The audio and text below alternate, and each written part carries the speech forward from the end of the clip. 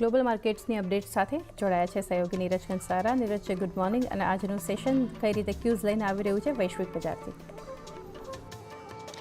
જી good morning ચાંદની. અને આજના દિવસે પણ આપણને થોડાક મિશ્ર સંકેતો વૈશ્વિક બજાર પાસેથી મળી રહ્યા છે. જો ગઈકાલના દિવસમાં આપણને અમેરિકાના બજાર છે એની અંદર એક સિગ્નિફિકન્ટ ઘટાડો જોવા મળ્યો હતો, અને ખાસ કરીને જે ટેકનોલોજી શેર્સ છે એ ટેકનોલોજી શેર્સે અહીંયાથી ઘટાડાને આગળ પડતો લીડ કર્યો હતો. જો ડાઉ જોન્સ ગઈકાલે 1% જેટલો ઘટ્યો છે, S&P 500માં પણ 1% જેટલો ઘટાડો છે, પરંતુ 1.5-2% જેટલો આપણને નાસ્ડેકની અંદર ઘટાડો આવતા જોયો હતો. ખાસું એવું નફા વસૂલીનું દબાણ આપણને આવતું જોવા મળ્યું, અને લગભગ બીજી જાન્યુઆરી બાદ નાસ્ડેક માટેનો આ સૌથી ખરાબ દિવસ આ છેલ્લા 2024થી લઈને અત્યાર, એટલે 2024 જ્યારથી શરૂ થયો છે ત્યારથી અત્યાર સુધીમાં નાસ્ડેક માટે બીજો સૌથી ખરાબ દિવસ હતો. એક માત્ર એનવીડિયાનો શેર એવો રહ્યો કે જ્યાં આગળ આપણને મામૂલી તેજી જોવા મળી.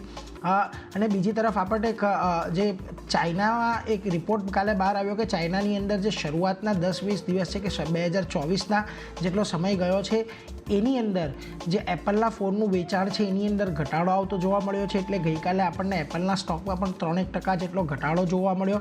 અને જો બાકી બધા ટેક શેર્સની અંદર પણ ગઈકાલે આપણને ખાસા એવા ઘટાડા સાથે કામકાજ કરતા જોવા મળ્યા છે. પરંતુ અત્યાર સુધીમાં જોઈ લો, Tesla, Microsoft, Apple, Amazon, Meta તરીકે દરેક શેરની અંદર ગઈકાલે ઘટાડો આવ્યો. પરંતુ અત્યાર સુધીમાં જો માત્ર 2024ના પરફોર્મન્સની વાત કરીએ તો એ માત્ર એનવીડિયાનો શેર એવો રહ્યો છે અને મેટાનો શેર કે થોડા પોઝિટિવ રિટર્ન આપી રહ્યા છે. બાકી મોટેભાગે નેગેટિવ રિટર્નની ટેરેટરીમાં આપણે જઈ રહ્યા છીએ.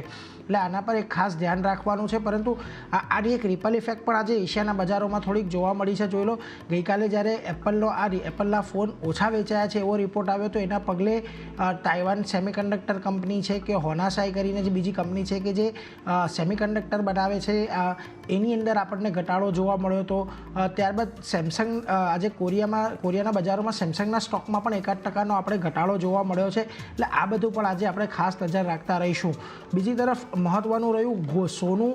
ગઈકાલે ફરી એક વખત સોનાએ પોતાની રેકોર્ડ ઊંચાઈ બનાવી. $2141ના એક નવા હાઈ પર ગઈકાલે આપણને સોનું દેખાયું.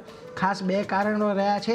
એક ડોલર ઇન્ડેક્સની અંદર આપણને ઘટાડો આવતો જોવા મળ્યો છે, જેને કારણે અહીંયાથી આપણને દબાણ આવ્યું છે, અને બોન્ડ યીલ્ડમાં પણ જે થોડુંક દબાણ આવ્યું છે એને કારણે અહીંયાથી આપણને સોનાને સપોર્ટ મળતો જોવા મળી રહ્યો છે. ખાસ કરીને ગઈકાલે MCX પર પણ સોનું આપણે એક નવા રેકોર્ડ હાઈ પર જોવા મળ્યું હતું. એટલે એના પર પણ એક ધ્યાન રાખતા રહીશું. બીજી તરફ એશિયાના બજારો જોઈ લો, થોડાક મિશ્ર સંકેતો આજે આપી રહ્યું છે. નિક્કેઈની અંદર આજે આપણે ઘટાડા સાથેનો કારોબાર થતો જોવા મળી રહ્યો છે. બીજી તરફ શાંઘાઈની અંદર એક દબાણ છે, પરંતુ હેંગસેંગ થોડુંક આજે મજબૂત આપણને કામકાજ દર્શાવી રહ્યું છે. આજે આપણને ખાસ કરીને તાઇવાન અને સ્ટ્રેટ ટાઈમ્સ આ બંનેના બજારોમાં થોડીક મજબૂતી છે, પરંતુ કોરિયાના બજારો આજે આપણને થોડાક દબાણ સાથે કામ કરતા દેખાઈ રહ્યા છે.